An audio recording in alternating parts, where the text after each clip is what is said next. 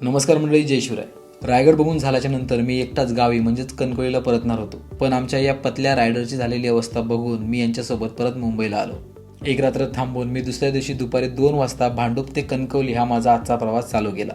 आधी trip meter set केली, chain सुकली असल्यामुळे चेन लूप केली आणि निघालो. ही लाईन बघताय, मी बसलोय माणगावमध्ये. एका साईडला माझा हा असा मोकळा रस्ता आणि दुसऱ्या साईडला अशी ही गाड्यांची लांबच लांब लाईन आणि त्यात हा असा होणारा सुंदर सनसेट. असा हा सनसेट बघत मोकळ्या रस्त्यावरून राईडचा आनंद घेत मी पोचलो महाडमध्ये, जिथे गाडीची टाकी फुल केली आणि पुढे जाऊन गरमागरम चहा घेतली. पुढे कशीचा बोगदा क्रॉस करून मी पोचलो चिपळूणमध्ये. अंधारात गाडीचा व्हिडिओ काढायचा असफल प्रयत्न करून चिपळूण शहराची ही रोषणाई बघितली.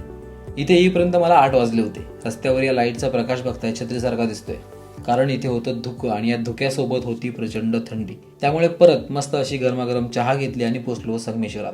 इथला रस्ता तर भाई एक नंबरच. त्यात हे असे महाशय, या लोकांना काहीही पडली नसते. गरज नसतानाही सगळे अशी हायबीम लाईट लावून गाड्या चालवत आहेत. अशा या अशक्य सुंदर रस्त्यावरून धुळीचा प्रसाद घेत मी पोचलो राजापूरमध्ये. इथे परत गाडीची टाकी फुल केली आणि बरोबर 12 वाजता मी कणकवलीत पोचलो. आजचा माझा टोटल प्रवास झाला होता 458 किलोमीटरचा. थोडेसे किलोमीटर वाढले होते कारण एक चुकीचा टर्न.